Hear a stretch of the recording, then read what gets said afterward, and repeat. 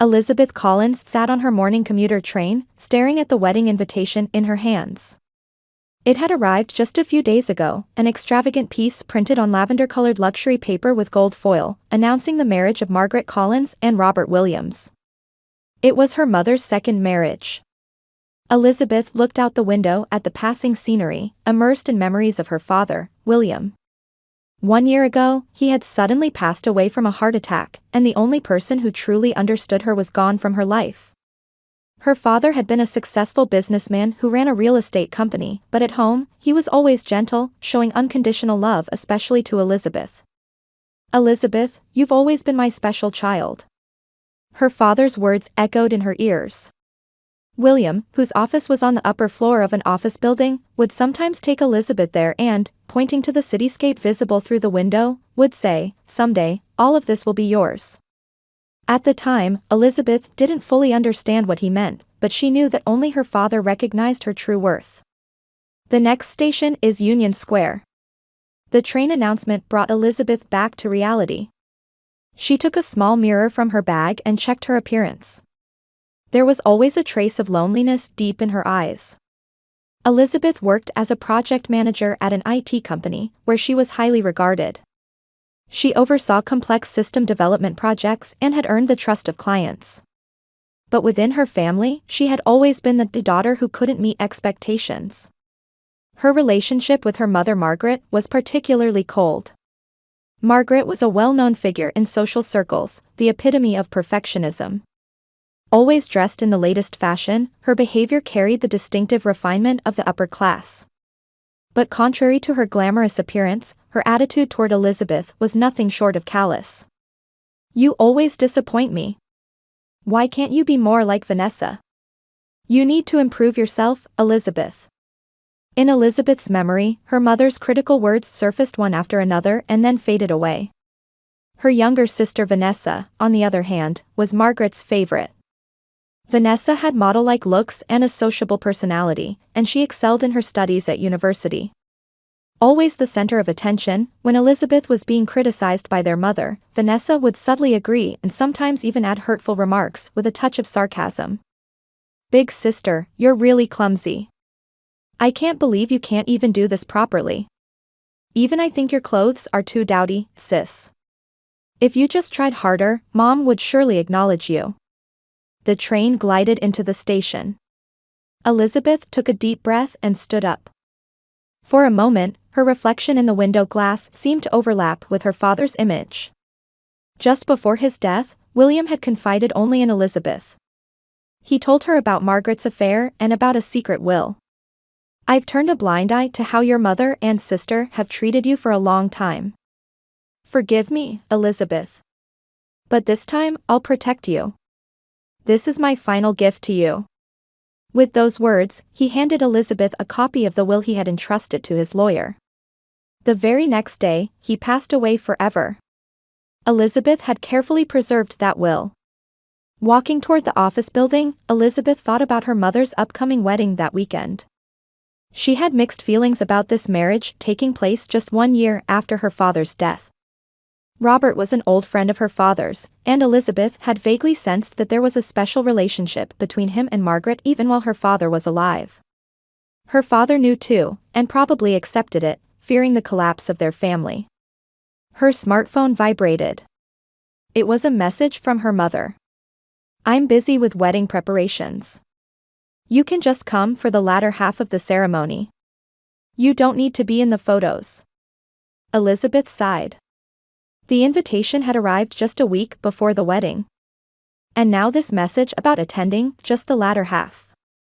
There couldn't be a clearer indication that she wasn't being treated as a family member.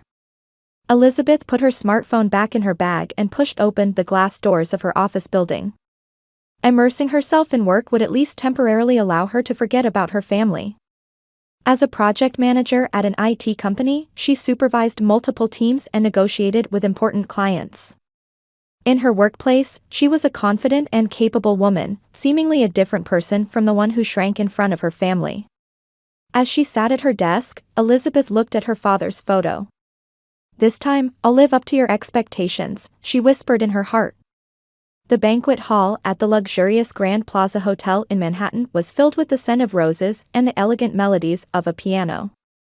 The venue, decorated with pure white tablecloths and champagne gold ribbons, was perfectly staged like a scene from a movie. Through the windows, the shimmering surface of the Hudson River was visible, with the soft light of dusk gently illuminating the room. Elizabeth paused at the entrance to the venue. It was 4 p.m. As per her mother's message, she was joining from the latter half of the ceremony. The wedding ceremony itself had already ended, and the reception had begun. She took a deep breath and smoothed out the wrinkles of her simple navy dress. She hadn't felt like buying a new dress for this special occasion. She didn't want to attract the attention of other guests today. She just wanted to attend quietly and then be done with it. "May I have your name, please?" the receptionist asked politely. "Elizabeth Collins." The woman scanned the list and briefly frowned. "Ms. Collins. Your seat is right here." Elizabeth was shown a seating chart. Her seat was at the edge, near the kitchen door. She nodded slightly and quietly entered the venue. Guests in glamorous dresses were chatting with champagne glasses in hand. Parting the sea of people, Elizabeth made her way to her seat. Along the way, she exchanged smiles with familiar faces. They were old friends of her father's. But Elizabeth pretended not to notice the look of sympathy in their eyes. At the main table sat Margaret in a white wedding dress and Robert in a tuxedo. Margaret looked surprisingly youthful for her 58 years, smiling beautifully. Beside her was Vanessa in a champagne pink dress. The three of them painted a picture of a perfect family. Watching the scene from afar sent a pang through Elizabeth's chest. "Ladies and gentlemen, thank you all for joining us," Margaret's voice resounded through the hall over the microphone. Elizabeth reached her seat and quietly sat down.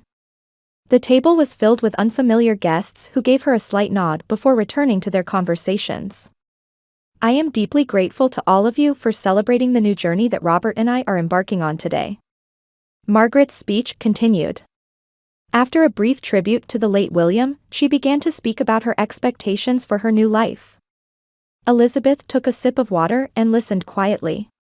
"And now, I would like to express my gratitude to my dear family who supported me in reaching this wonderful day." Margaret smiled at her sister Vanessa. "My beloved daughter Vanessa. Without you, this day would not have been possible. It was you who introduced me to Robert. It was you who warmly watched over and encouraged our relationship." Warm applause rose from the venue. Vanessa stood up and embraced Margaret. "And..." Margaret paused for a moment. "I do have another daughter, don't I?" The atmosphere in the room suddenly changed. Elizabeth held her breath. "This useless one doesn't matter, but I'm happy thanks to my brilliant younger daughter," Margaret said with a laugh. Some guests laughed awkwardly, while others averted their gaze. But no one raised an objection. "She shouldn't even have been invited, right?" Vanessa added with a sneer. There was a hint of sarcasm in her voice, but like Margaret, it was taken as a joke. Elizabeth felt something hot running down her cheek. She quickly wiped it away and tried to maintain a smile. The people at her table gave her sympathetic looks, but quickly looked away. Margaret's speech continued and eventually led to a toast. Champagne glasses were raised, and words of congratulations flew around. Elizabeth mechanically raised her glass, but no one tried to meet her eyes. As the speech ended, music began to flow again, and guests started to enjoy their meals and conversation. Elizabeth exhaled deeply and returned to her seat. She picked up the name card placed at her seat, and it read not Elizabeth Collins, but useless trash. Her hand trembled. This must have been a malicious joke from her mother and sister. She quickly tucked the name card into her bag. But the damage had already been done. Something hot welled up in her throat. She took a sip of water, trying to regain her composure. Rising from the edge of the table, Elizabeth headed for the restroom. Standing in front of the mirror, she looked at her own face. There were no tears in her eyes. She had even graduated from crying. She took out a small envelope from her bag. It was a copy of her father William's will. She read it over once more and checked the time. Soon, she whispered softly. As planned, Jonathan Fisher, the executor of the will, should appear at exactly 7 o'clock. She took another deep breath and left the restroom. When she returned to the venue, desserts were being served, and guests were enjoying sweet cake and coffee. Margaret and Robert were making the rounds of each table, exchanging words with the guests. They approached Elizabeth's table as well. "Well, Elizabeth. You made it." Margaret's voice carried a false warmth. "I prepared a special seat for you. Did you like it?" Vanessa giggled behind her. Elizabeth smiled calmly. "Yes, it was a very special seat. And an appropriate name card." Margaret's eyes glinted coldly. "You still can't take a joke, can you?" At that moment, the entrance to the venue opened, and an elderly man in a gray suit appeared. It was Jonathan Fisher. He surveyed the room and said something to the host. The host looked momentarily confused but took the microphone. "Ladies and gentlemen, I apologize for the interruption, but we have a special announcement. Mr. Jonathan Fisher, the lawyer for the late William Collins, has some important news to share." The room fell silent. The color drained from Margaret's face. "What?" Her voice trembled. "What business does William's lawyer have here? We've already completed the division of the inheritance." Jonathan slowly stepped forward. "Mrs. Margaret Collins, I apologize for intruding on your celebration. However, as the official executor of William Collins' will, I need to read an important will here today." He opened a black leather binder. Margaret and Vanessa stood frozen. Elizabeth slowly stood up and quietly walked closer to Jonathan. "This is the final will of the late William Collins, bearing his handwritten signature and certification by a notary public." Jonathan began to read slowly. "For years, I have turned a blind eye to the abuse of my eldest daughter by my wife and younger daughter. To atone for this sin, all my assets are transferred to my eldest daughter, Elizabeth Collins. The diary and recordings I have kept as evidence of my wife's infidelity are being held by my lawyer." At that moment, the venue was enveloped in silence. Margaret's face turned pale, and she grabbed Robert's arm for support. Vanessa covered her mouth with her hand, a look of shock on her face. "This must be some mistake." Margaret's scream echoed through the venue. She walked toward Jonathan, pointing at the will with trembling fingers. "This document is a forgery. We have already completed the official division of the inheritance." Jonathan responded calmly. "Mrs. Margaret, this is an official will created by Mr. William 2 weeks before his death. It has notary certification and signatures from multiple witnesses. Legally, this is the latest and valid will." "That's absurd." Margaret was at a loss for words. Robert placed his hand on Margaret's shoulder, but there was doubt in his eyes. "Margaret, what is this about?" The venue erupted into commotion. Guests started whispering to each other, and some began to leave their seats. Vanessa rushed to her mother's side and supported her. "Infidelity? What evidence do you have?" Vanessa raised her voice. Jonathan took out another document from the binder. Mr. William meticulously recorded his findings. Dates, locations, and even photographs and recordings as evidence. He took out a piece of paper and began to read. February 15, 2023, Margaret and Robert met in a suite at the Plaza Hotel. They stayed from 3 p.m. to 7 p.m. "Stop." Margaret's face had turned red. Robert took a step away from her. "Is this true? Even while William was alive?" Margaret tried to make excuses, but Jonathan pulled out a small recorder from his pocket. Mr. William also left this in case the will was contested. The voices flowing from the recorder were unmistakably those of Margaret and Robert. It was a conversation about their secret meeting. And surprisingly, there was also a part where Margaret discussed William's health condition, saying, "He doesn't have long." When the recording ended, the venue fell into a deafening silence. The color drained from Robert's face. He looked at Margaret and said in a trembling voice, You told me that your relationship with William had already grown cold. You said it was a natural progression for us to become close after his death. Margaret desperately grabbed Robert's arm. Robert, I love you. That much is true. But Robert shook off her hand. I believed in you, he whispered softly and slowly began to head toward the exit. At this point, Elizabeth quietly stepped forward. Her demeanor was strangely calm. Father knew everything. How you treated me, your relationship with Robert.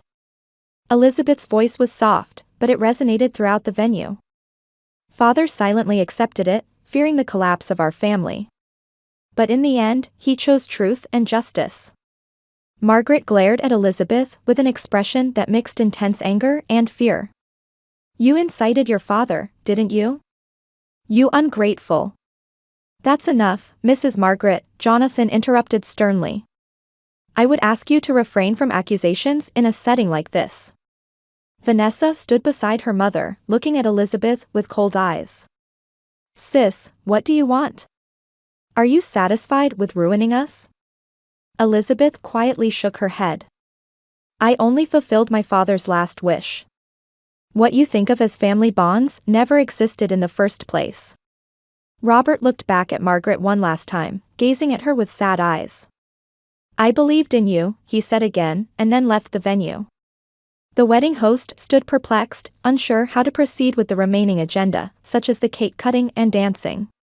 Guests began to leave one after another. Some of Margaret's longtime friends approached her, trying to offer words of comfort, but she seemed beyond hearing anyone's words. Everyone, if you're leaving, please take your party favors with you, the host said, trying to lighten the atmosphere, but to no effect. Elizabeth stood next to Jonathan and spoke to him in a low voice. What happens now? Jonathan answered quietly, we'll start the formal property transfer procedures tomorrow.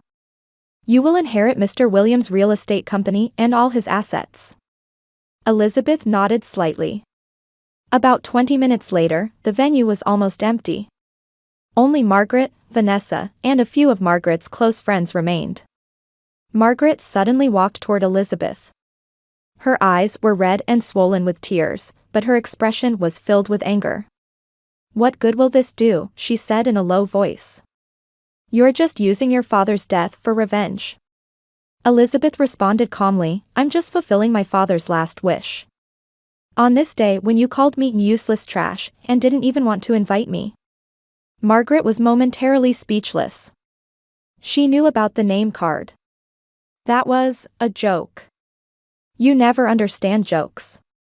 You can consider everything that happened today a joke, Elizabeth replied. Let's meet at the law office tomorrow. To discuss what happens next. Margaret was about to say something more, but Vanessa pulled her arm. Mom, let's go home. Nothing will change by staying here. The two of them gave Elizabeth one last cold look and left the venue. Elizabeth remained standing in the empty venue with Jonathan. Are you all right, Elizabeth? Jonathan asked gently. Elizabeth took a deep breath. Yes. My father's wish has been fulfilled.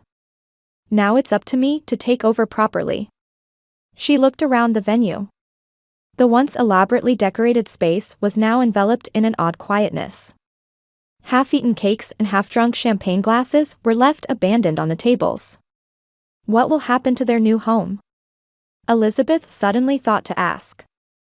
Since the property is in Mr. Williams' name, it will all be yours. Mrs. Margaret and Ms. Vanessa will have to stay at a hotel from tomorrow. Elizabeth quietly nodded. I see. She returned to her seat and took out the name card that read useless trash from her bag. She looked at it for a long time, then gently tucked it into her pocket. Are you leaving? Jonathan asked. Yes. That's enough, Elizabeth replied. I need to prepare for a new beginning. She quietly left the venue. Outside was cloaked in darkness, but the stars were shining brightly. Elizabeth looked up at the sky. Did you see, Father? She whispered softly.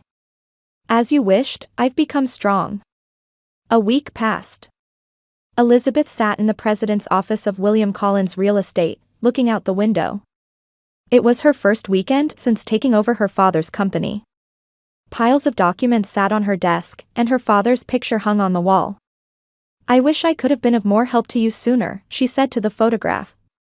The door was knocked, and Jonathan peeked in. "May I come in?" "Please do." Elizabeth looked up from her documents. Jonathan slowly approached and sat down in the chair in front of the desk.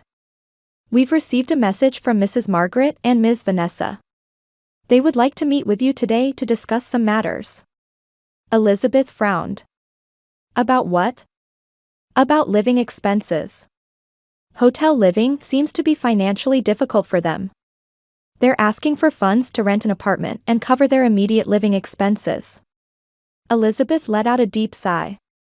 After the wedding, Margaret and Vanessa had been evicted from their luxurious penthouse and were forced to live in a hotel.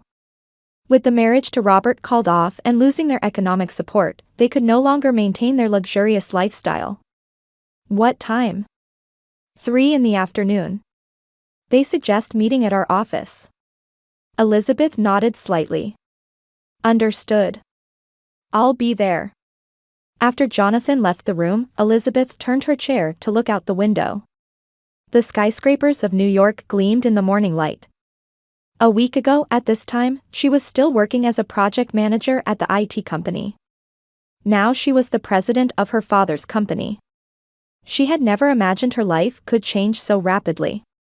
At 3 p.m., Elizabeth arrived at Jonathan's law office. When she was shown into the conference room, Margaret and Vanessa were already seated. The two looked completely different from a week ago. Margaret's face showed deep fatigue, and Vanessa had lost her usual radiance. Both were dressed simply, with minimal makeup.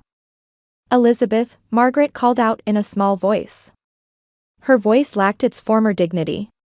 Elizabeth quietly took a seat. "How are you?" Margaret didn't answer, and Vanessa spoke instead. "To be honest, we're in terrible shape.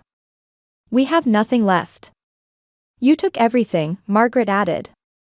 Her voice was tinged with anger and resentment. Elizabeth responded calmly, "I didn't take anything. It was Father's will." "You manipulated Father." Margaret raised her voice. "William would never do this to us." Jonathan quietly intervened. "Mrs. Margaret, I'd like you to avoid becoming emotional. Today is purely about discussing living expenses." Margaret bit her lip, suppressing her anger. Vanessa sighed and took out some documents. "This is the minimum we need for living expenses." Elizabeth looked over the documents. It was quite a substantial amount. She circled some figures with her pen and glanced at Jonathan. "Considering Father's intentions, I cannot give you such an amount unconditionally," Elizabeth said quietly. "Then what are we supposed to do?" Vanessa's voice trembled. "Should we become homeless?" Elizabeth shook her head. "That's not what I mean. I just want to set some conditions." "Conditions?" Margaret frowned. "Yes. I need time to think. For today, I'll give you half this amount as living expenses for 1 month. For what comes after, please give me a little more time." Margaret and Vanessa exchanged looks. They had no choice. "Fine," Margaret reluctantly agreed. "Let's meet again in a month." After the meeting ended and Margaret and Vanessa left the room, Elizabeth turned to Jonathan. "I'd like to look at Father's study." "Has it been touched yet?" "No, as per Mr. Williams' instructions, it's been left untouched until you could see it. I'd like to go there tomorrow." The next day, Elizabeth visited her father's luxurious mansion. It was the house where Margaret and Vanessa had lived. Now no one lived there. The grand entrance hall still retained the splendor from before the wedding. Elizabeth quietly climbed the stairs and headed for the study on the second floor. It was where her father had spent most of his time. As she entered the room, she was enveloped in the familiar scent of wood and leather. A wall of bookshelves, a heavy wooden desk, and a large leather chair by the window. Her father often sat in that chair, gazing out the window. She approached the desk and began opening drawers. Several notebooks and piles of documents appeared. And in the last drawer, she found a small wooden box that was locked. This is. Elizabeth took out a small key from her bag that her father had given her while he was still alive. It fit perfectly. Opening the box, she found several leather-bound diaries. There was a post-it note attached to the top diary. To Elizabeth, written in her father's handwriting. She took the diary and sat down in the chair by the window. As she opened the diary, she found words that could be described as her father's cry of the soul. For years, I have silently known of my wife's infidelity. It was out of fear of our family falling apart. But that's just an excuse. I lacked the courage to confront my wife directly. And above all, I couldn't protect Elizabeth. With each page she turned, her father's anguish and regret continued. Details of Margaret's infidelity, records of how she and Vanessa had treated Elizabeth, and her father's own feelings of helplessness and guilt. And on the last page, there was a section titled, Final Message to Margaret. Margaret, I loved you. But you were cold to our daughter and betrayed me as well. After I leave this world, you will probably marry Robert. That's when the truth will be revealed. Elizabeth has always been the special one in my heart. Elizabeth wiped away tears as she closed the diary. Looking out the window, she saw the gentle light of dusk filtering into the garden. Several weeks later, Elizabeth had begun fully operating her father's company. At first, William's longtime employees showed hesitation toward their young female president, but they were quickly impressed by her sincerity and decisiveness. James, who had been her father's right-hand man, supported her completely and taught her the details of the business. William always believed that you would take over the company one day, James told Elizabeth one day. He often said, "My daughter is special." Meanwhile, Margaret and Vanessa had rented a small apartment and begun a modest life. Particularly Margaret was struggling to adapt to the stark contrast from her once luxurious lifestyle. Vanessa had found a job as an assistant at a beauty salon, but Margaret had yet to find work. Elizabeth continued to send them living expenses once a month, but there was no conversation. And after a month had passed, it was time to meet again. This time, Elizabeth invited the two to a restaurant. It wasn't high-end, but it had a relaxed atmosphere. "What do you want today?" Margaret's attitude was still cold. Elizabeth took out her father's diary and placed it on the table. "I've read this. It contains father's true feelings." Margaret and Vanessa looked at the diary warily. "I've been thinking. Rather than completely cutting ties, I'd like to continue providing support, but with conditions." "Conditions?" Vanessa asked. "Acknowledge how you've treated me in the past and sincerely apologize. And regret having betrayed father." Margaret was speechless. Vanessa lowered her eyes. For the first time, a hint of remorse appeared on their faces. A year later, on a winter Sunday, Elizabeth stood at William Collins' grave. In her hand was a bouquet of white roses. Snow quietly piled on the tombstone, gently covering her father's name. "Father, it's been a year now," she spoke gently. "Your company is doing well. Last month, our new expansion to the south was successful." She placed the roses in front of the tombstone and brushed away the snow. "As you wished, I've become strong." William Collins' real estate was steadily growing under her leadership. Her father's employees recognized her leadership, and new initiatives were succeeding. Elizabeth was now a respected figure in the industry.